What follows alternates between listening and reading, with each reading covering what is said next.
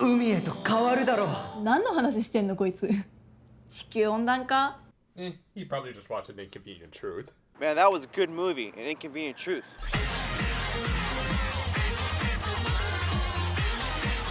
We opened this week with Shoma having his once in a blue moon real meals, though he at least went with the best kind of food for his reverse cheat day, sushi. And yeah, you could say this was a bit of a frivolous scene just to find out this week's victim of the week, but it did work as a cute little reminder that our hero is an alien fish out of water, and this bit of him learning how to eat the raw fish by imitating someone else was a very charming moment, so it's all good. But yeah, the person he imitated was arguing with her sister over someone's identity, so of course he took her to see Sachika. And the reason it was important that this lady named Emmy learn about this unknown person was because... だからロマンス詐欺か何かじゃないか調べてほしくて。だから大丈夫だって。お金も要求されてないんだ。Okay, so last time kidnappings and now catfishing. Yeah, unlike Tyson versus Paul, this show does not pull any punches. Seriously, between this and Darizen's gaslighting, I'm starting to notice a pattern in Junko Komura's writing. I mean, it's a good pattern, don't get me wrong, because it is important to highlight these very real and dangerous issues, so needless to say, I was already kind of sold on this episode, even if I know some viewers might find the subject matter uncomfortable, to say the least. I guess as a slight bit of relief, they did change up the opening by adding in all of Shoma's form change Gochuzos at the end, which is a cute touch, especially with a lollipop being cratered due to its heavier weight as the Might Glacier form. Anyway, very fortunately for our protagonist, they were able to immediately confirm that the catfisher was using a fake identity when they saw he had used Honto as his PFP. I mean, the dude can be cringe, but not this kind of cringe. At the same time, a totally separate group of criminals were having a little meeting. In this case, it was for the formal termination of the twins from their little mafia family. And unlike pre-Cure villains, they weren't getting any more chances, at least not from their patriarch, as he wanted to force them into arranged marriages, which, yeah, this was a show about the superhero who gained powers from eating candy, right? Oh well, at least now I'm actually interested in seeing what's going to happen with these two. Back with our protagonists, they managed to confirm that Honto was definitely not the guy, with the catfisher likely having taken his picture from somewhere on social media, because as this episode will drill deep into your head, the internet is goddamn terrifying. Still, being an investigator who had his identity manipulated, Honto of course decided to help bust a bag of scum. Thus, the next day, he went to the coffee shop where they were supposed to meet, while Shoma and Sachika were on standby, and girl, what the hell are you wearing? I didn't realize that pants could wear suspenders themselves. Well, anyway, Shoma was worried that Emmy might actually go to see the catfisher, in spite of the mountain of contradictory evidence, which yeah, come on, she wouldn't fall for something so obvious. 好きになったのは彼の言葉だから。本当の庭にあって。 It's actually kind of frightening how on point this episode is.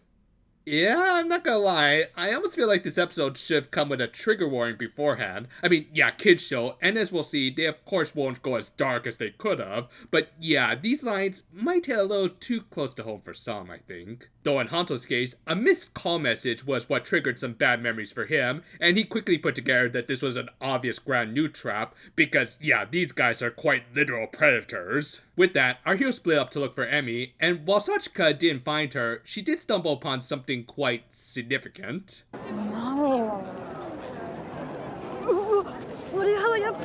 Yeah, Sachika, you're better off developing more of those around that guy. I'm sure it would make his treats taste nasty.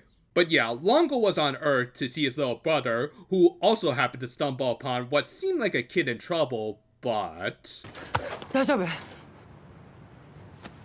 Damn, puberty hit that kid like a ton of bricks. Now, of course, he was the Grand Newt, who wasn't a literal catfish, but a Venus flytrap gator kind of works too. And yeah, I do get the feeling that his human disguise turning out to be, hilariously enough, a little kid might be a way to soften the very dark subject matter of this episode. I don't think it quite worked, but I will admit also got a bit of a chuckle out of me. Anyway, Longo soon arrived, and did I mention that Junko Komura kind of has a thing for these sorts of villains? シータとジープをクビにしたからな。シータ姉さんたちにまでそんな扱い。誰のせいだと思ってる。地球のみんなと全てを守るというか。 But yeah, kind of surprisingly, Shoma did show a little compassion for his sibling's situation, unlike the a-hole who was forcing them into it. So yeah, good moment for our hero, whilst also being an effective first encounter with, right now at least, the big bad of the show. Then with that, the remainder of the episode was pretty much just one long protracted fight scene, with Shoma dealing with his brother's agents and trying to catch the Grand Newt. He failed at accomplishing the latter, but fortunately Hanto was able to unknowingly cover for him, as neither of course saw the other transform, because of course these two would never end up revealing their secret identities. But yeah, as far as Shoma's fight went, it of course was yet another great one, as I especially like the setting of a confined area in this alleyway, which ended up really working against Shoma both story-wise and possibly IRL, because I think they might have legit broken part of the Gavv costume here. I mean, they didn't show any moment of the shoulder pad being broken, so I can only assume it was through an accident that they were unable to film. That said, as Bob Ross would put it, We don't make mistakes.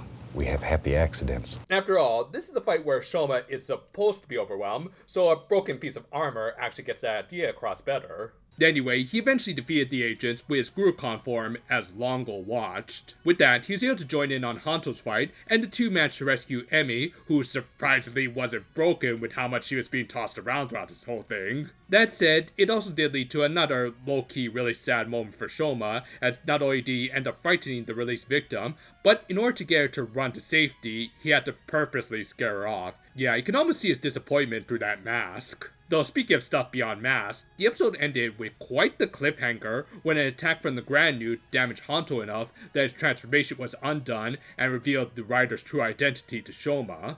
Oh boy, this was quite the episode in every way imaginable. I mean, don't get me wrong, I think everything, including the darker subject matter, helped to make for a much stronger story overall, along with that last-minute twist. Granted, I almost feel like this episode baited us with that twist, as it almost seemed like it was going to take up more of this episode, but considering what we did get, I won't complain too much. I think at this point, I've gotten a good grasp on Junko Komura's writing style in that she has no chill. Like, don't get me wrong, I am a fan as no matter what, she tends to deliver some very powerful emotional moments even in series that I'm not the biggest fan of. Though to get there, she tends to go to some rather dark places by touching on some very serious real-life topics. Like, when you get down to it, the Grand Newts are basically dealing in human trafficking, organ harvesting, and drug dealing. So really, catfishing should be in their ballpark, and yet seeing it actually play out in this Sunday morning kids show is still surprising.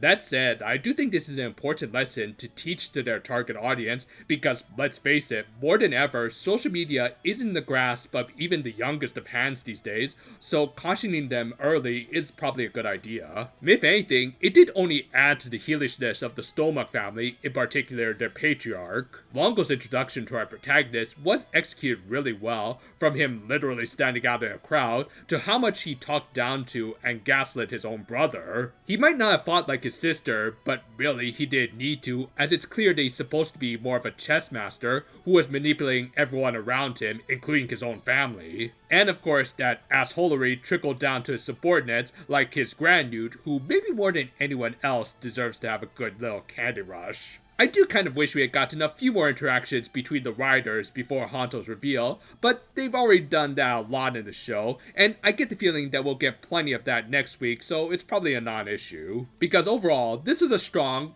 if at times uncomfortable episode, though in the best of ways. As scary as the Grand Newts can be, this episode kind of reminds us that our world isn't that much better. Thanks for watching, and after an episode like this, I do want to encourage y'all to, well, take care of yourselves. Social media is a world full of possibilities, but also just as much dangers. Don't just trust anyone, because sometimes you never know who might be on the other end. Sorry for getting a little serious there, but I just felt like that needed to get out. And until next time, though, for now, my friends, and if you'll excuse me, I think I'm actually going to go check out Tyson vs. Paul.